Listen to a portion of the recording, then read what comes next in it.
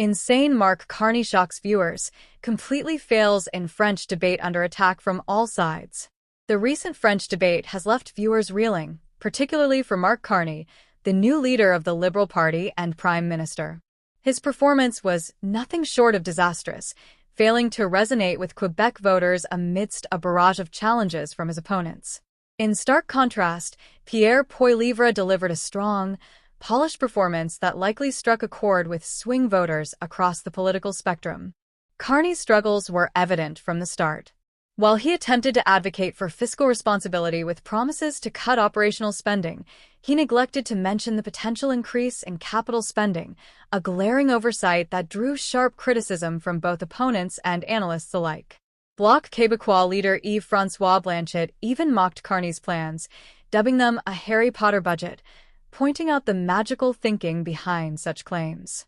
This lack of clarity and coherence in his economic strategy left many questioning his capacity to lead effectively. Conversely, Poilievre opened the debate with two relatable promises: cutting income taxes by 15% and eliminating the GST on new homes. These policies smartly target the pressing concerns of both seniors and younger Canadians grappling with affordability issues, one of the most significant voter concerns today. From the outset, Poilievre positioned himself as a candidate who understands the struggles of everyday Canadians, effectively framing his campaign around the need for real, tangible solutions to the challenges they face. Critics have previously characterized Poilievre as angry or combative, but he proved them wrong during the debate. He controlled his tone throughout, launching pointed critiques at Carney while quickly pivoting to a vision-focused message that emphasized hope and progress. Poilievre maintained composure, smiled, and engaged directly with the camera, effectively speaking to Canadians as if they were in the same room. This ability to balance assertiveness with approachability was a key factor that set him apart on stage and likely swayed undecided voters. Carney, on the other hand, appeared unprepared for the attacks he faced. He stumbled through responses, often looking confused and overwhelmed, as if he hadn't anticipated the intensity of the debate. His supporters may argue he was calm and composed, but many Canadians likely perceived a leader who could not defend his positions under pressure. This perception of weakness could have lasting ramifications on his campaign as voters seek a leader who can stand firm in the face of adversity. The tactical dynamics of the debate were also noteworthy. Poilievre and Blanchet seemed to form a non-aggression pact, directing their criticism primarily at Carney. This strategy allowed Poilievre to soften his image while Blanchet took on the role of the attack dog, amplifying the pressure on Carney. Even Jagmeet Singh, the NDP leader, adopted a surprisingly subdued stance towards Poilievre, perhaps recognizing that a stronger NDP could siphon votes away from the Liberals, inadvertently aiding the Conservative narrative. This move not only showcased the complex interplay between the parties, but also highlighted the strategic calculations being made as the election approaches. When it came to immigration, Carney made claims about maintaining caps without committing to reducing Prime Minister Trudeau's record-high targets. This vagueness raised alarms among Canadians, particularly in Quebec, where immigration policies are a hot-button issue. His connection to the Century Initiative, associated with Mark Wiseman, only fueled concerns about potential mass immigration, a topic that resonates deeply in Quebec, where citizens have expressed apprehension about the impacts of immigration on their communities and culture. Carney's inability to address these concerns head-on left many voters feeling uneasy about his commitment to their values and priorities. In a pivotal moment, Poilievre defended the use of the notwithstanding clause to protect victims and uphold justice, effectively countering Carney's scare tactics regarding abortion rights.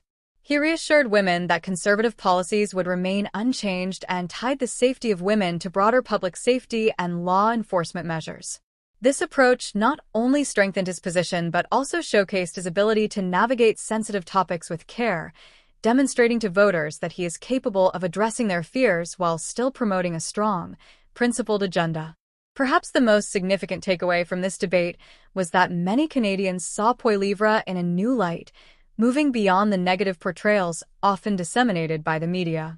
This longer exposure allowed voters to form their own impressions, especially in Quebec, where perceptions can shift dramatically based on a candidate's performance. Poilievre's relatable demeanor and clear policy proposals may have swayed undecided voters, giving him a potential edge in this critical battleground. In stark contrast, Carney's performance left much to be desired. He struggled to connect with the electorate, failing to articulate a compelling vision for the future. His long-winded responses often lacked substance, and he seemed unable to engage effectively in the free exchange of ideas that the debate demanded. As a result, many viewers likely came away with the impression that Carney is out of touch with the realities facing ordinary Canadians. This disconnect could prove detrimental as the campaign progresses and voters seek a leader who genuinely understands their struggles. Moreover, Carney's attempts to project an image of calm and composure were overshadowed by his evident discomfort in the political arena. His background in finance and corporate leadership did not translate well to the rough-and-tumble world of politics, highlighting a stark contrast between the skills required in boardrooms versus those needed in public debates. This realization may leave voters questioning his readiness to lead the country during challenging times. As the political landscape continues to evolve, this debate may have just tilted the balance. Poilievre's strong showing and ability to connect with voters stand in stark contrast to Carney's missteps and failures to engage. The implications of this debate could resonate far beyond the evening itself, shaping the narratives that will dominate the campaign in the weeks to come. In summary, the debate was a turning point for both candidates. While Carney faltered under pressure, unable to assert his leadership and articulate a clear vision, Poilievre thrived, presenting himself as the confident choice for Canadians. As the election looms closer, voters will likely reflect on this debate when making their decisions. The narrative has shifted, making it clear that Poilievre's message is resonating with voters, while Carney's missteps could have lasting repercussions for the Liberal Party in the upcoming election. The stakes are high as public sentiment hangs in the balance. Carney must regain Quebecers' trust and prove his leadership, while Poilievre looks to build on his momentum and cement himself as the clear alternative. In a polarized political climate, every move matters. The path to the election will be turbulent, but one thing is certain: this debate has set the stage for an intense battle in the weeks ahead.